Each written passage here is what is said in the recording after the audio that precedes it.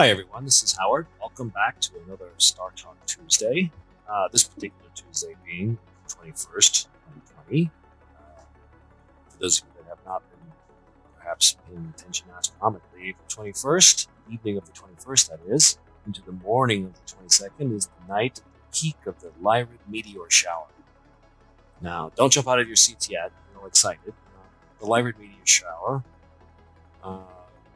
without any challenging moon in the sky, meaning a bright full moon or partial moon like that in the sky. And of course, you can see the moon is right there next to the sun, so we won't be bothering us tonight. With all the right conditions, you can expect to see about 20 meteors per hour. So not one of the most peak performers. What the Lyrids are most known for are that they potentially create really bright, long-burning streaks of light across the sky. So in that regard, these are the kind of streaks that you might be able to see streaking across the sky. You can yell at your friend and say, "Hey, look over there," and they'll all have time to look and still see it. Potentially, that's what the Lyrids are known for occasionally producing. But these are typically late night events. You usually have to wait till after midnight. In fact, the best time is usually between 1:30 and right before dawn to see meteors. And we'll weigh the pros and cons of meteors, meteor showers, when we get to that. Let's go ahead and accelerate into the evening. We can see a moon very close to the sun, which means it's not going to be interfering with our view of the shower tonight. Let's go ahead and accelerate into the evening. Not too fast. And right about there. Let's back. Change that view. Go ahead and there we go. Back it up. Perhaps just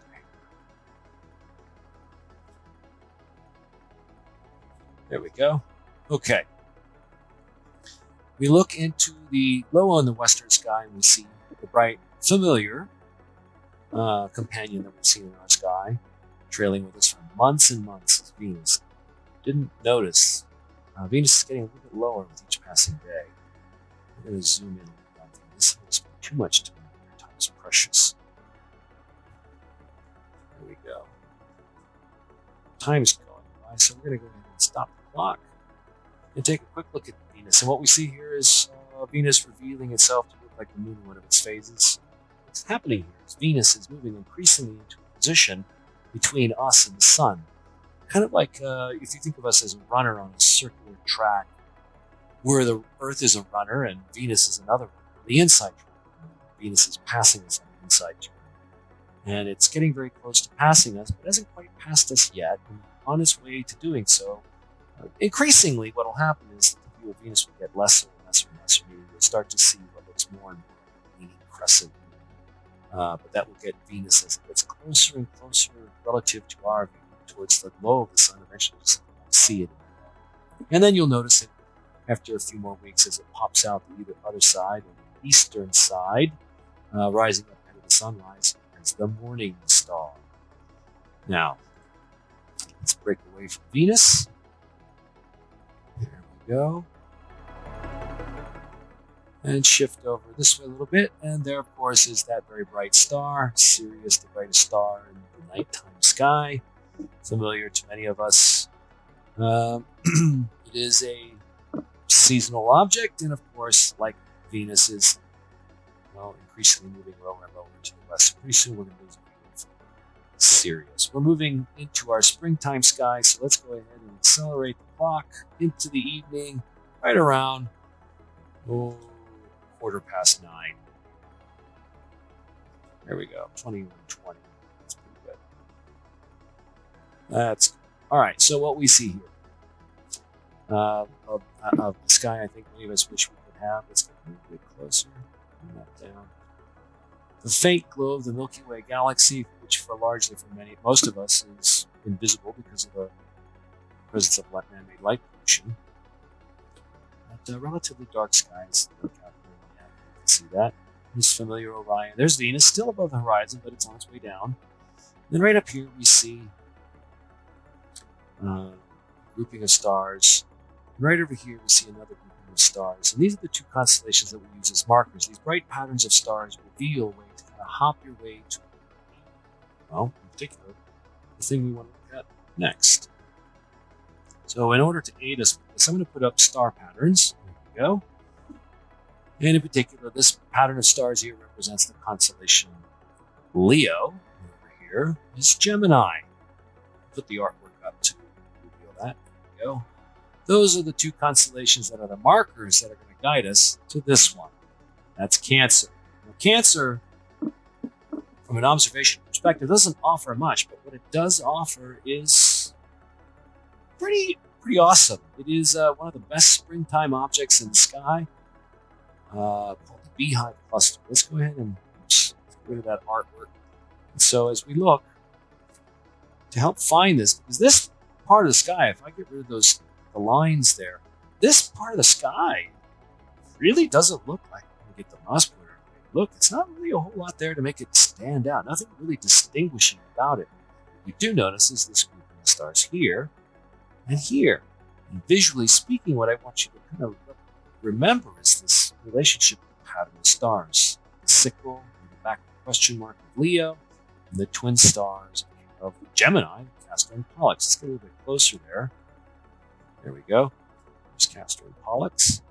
Now, let's put up the art, or the lines again. As we look, here are these two stars. And right just south of them, we see this little smudge of light. In the ancient world, this smudge of light was visible. It was called the manger. The manger being this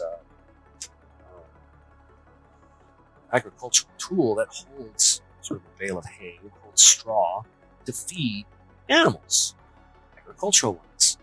In the Christian tradition, the manger was what made Christ, who used a manger as a crib. In any case, this little fuzzy patch of stars, and we're going to get into the astronomical aspects, but mythologically, they call it the manger. Now, what we see here are two bright stars called Acellus Australis and Acellus Borealis. And their names in Latin literally translate into the donkey of the north and the donkey of the south. Now, there is a mythological origin here. Donkeys, what do donkeys have to do with the sky? As with many things that go back to some sort of funny myth, in this case, it's the mythology of the war between the Greek gods and the Titans. In this case, this tells the story of the gods Bacchus and Vulcan. And they were riding into battle on, of all things, the backs of donkeys. And they were riding on the backs of these donkeys into battle with these giants that were supporting the Titans. And these donkeys, as they were riding into battle, started braying, as donkeys do, very loudly. And it was the braying of these donkeys that scared those giants away and presumably led to victory in battle. And so those donkeys were immortalized by being placed in the sky amongst the stars, being visible forever, for eternity. And of course, if you're going to place donkeys in the sky, they wanted them to be well fed. And so, of course, where do we find a place to feed donkeys? The manger. And that's why we see these two donkeys, the two stars that represent the donkeys, the donkey of the north and the donkey of the south. In fact, they even have a gender. Genders, rather, I should say, is the donkey of the north is traditionally thought of as the boy donkey, and the donkey of the south is considered the girl donkey. This little clump here, though, represents a beautiful open star cluster representing about 100 stars. Not too many, but to the naked eye, it looks like a little faint, fuzzy patch, perhaps like a warm breath on a cold window pane, slightly frosting. But in a pair of binoculars, it looks absolutely stunning, and it is arguably one of the best springtime objects and objects in the sky, and it is one of the easiest to find. Once you understand a little bit about the geometry, the stellar patterns, remember, look for Leo and Gemini, and right in between them, Cancer. Okay, let's bring our view out. Again, I hope I'm not making anyone nauseous with my quick maneuvering here. Let's go ahead and add some time here. We want to bring up the meteor shower time, which was whoa, that's very fast. There we go. We want it about 1:30. That's 2 o'clock. That'll work. All right, so we're looking over here, right in toward the constellation of Lyra. Let's get that artwork up again. So there's Lyra the Harp. And there's that point there called the radiance of the Lyra meteor shower. What that represents is sort of the hub where all the meteors will seem to radiate from. So as we get a little bit closer, you can get a sense of it. You imagine this is the hub of a wheel right there, and then there's a spoke, and another spoke, oops, and another spoke, and another spoke, another spoke, another spoke. All these spokes all have a singular point of origin, but they all radiate outward. So what you're going to see in the sky, don't think that you need to look at one particular spot, stare right there to see Lyrids. No, what you're going to see is perhaps a streak over here. Oh, look at that one, that little tiny streak right there, a streak over here, a streak over here, and a streak over here. And if you trace them all back, they would seem to originate from that point. That's called the radiant. Anyway, that, like that one. Finally, some meteors that are agreeable with it. Anyway, the Lyrids, about 20 per hour. Now, they sit nestled right below this. It's really hard to ignore this. I got to talk about this. This beautiful little asterism of stars called the keystone, because it looks like a keystone. This one in particular seems to be on its side. But if you look at the keystone, this marks the constellation of Hercules. Let's throw him up there. So there's Hercules, and I'm not sure exactly what Hercules is doing. It looks like he's scratching the back of his neck. Anyway, Hercules is home to a beautiful object known as the Hercules cluster. Now, right along that little stretch of the sky, this is another beautiful springtime object. In between those two stars, right there, this little fuzzy little patch of light, right there. Let's get in closer. I won't dawdle too much here. This is an object called M13. It's the 13th object from the Messier catalog. It's otherwise known as the Great Hercules Cluster. What this represents is a type of object known as a globular cluster. It represents really, really, really old stars, really dense, huge number. It's a particular class of object, meaning it's not a unique thing. There's a bunch of them. There's about 100 or so of these globular clusters that orbit the halo of the Milky Way galaxy. What makes these things fascinating is that, number one, these stars are really old, about 11.5 billion years old. And they're huge in number. The Hercules cluster has somewhere in the neighborhood of about 400,000 stars. When you compare that to an open cluster like the Beehive cluster, maybe 100, this is 400,000 stars. In fact, the biggest globular cluster of them all has over 1 million stars. Now, that's about 25,000 light years away, so you're looking through a thin veil of stars out into the distant patch of the Milky Way, where we can see that beautiful cluster. Okay, back out, and I want to get on to some double stars. Now, arguably the best double star in the sky, one that's relatively easy to find, lies right below Lyra, and I'm tempted to jump into Epsilon Lyrae, the double-double, which is right there. But this is one of the easier ones to find. Right here is the constellation known as Cygnus, the Swan. Again, we'll go back to the artwork. There's the Swan. Cygnus, the Swan. Cygnus in Latin means swan, so it's the Swan, the Swan. Anyway, along the long, outstretched neck of the Swan, right at the end, there's his beak.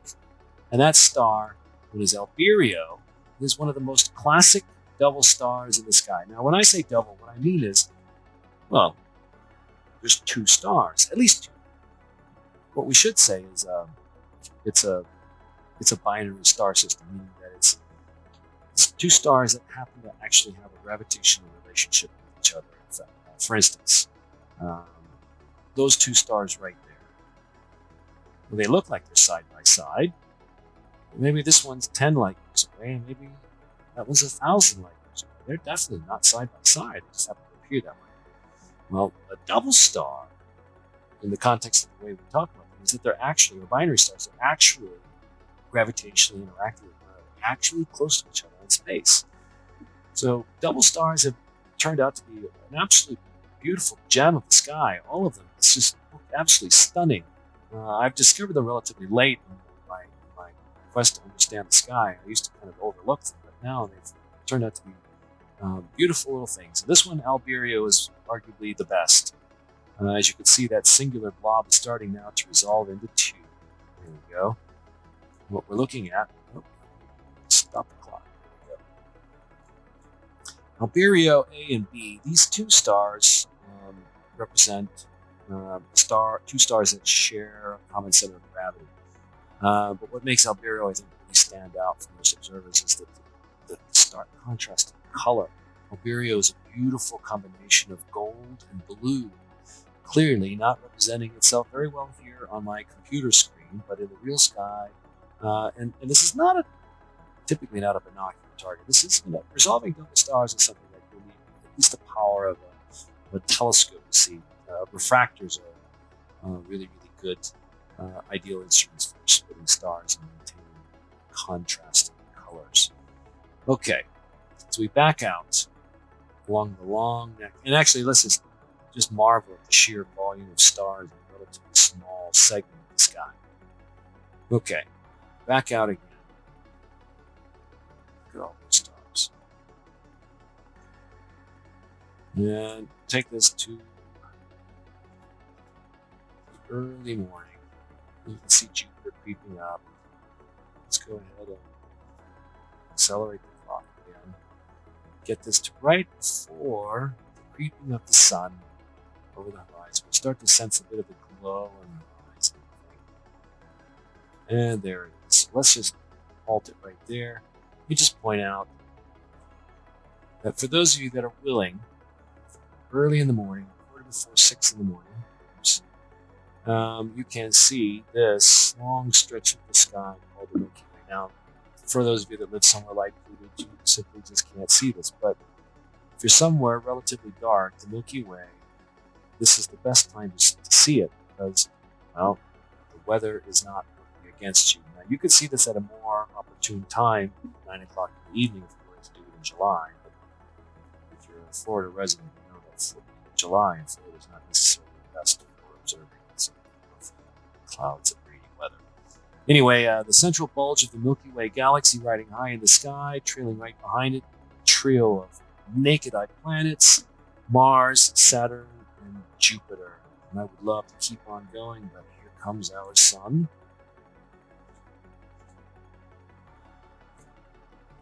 Satellites tracking across the sky.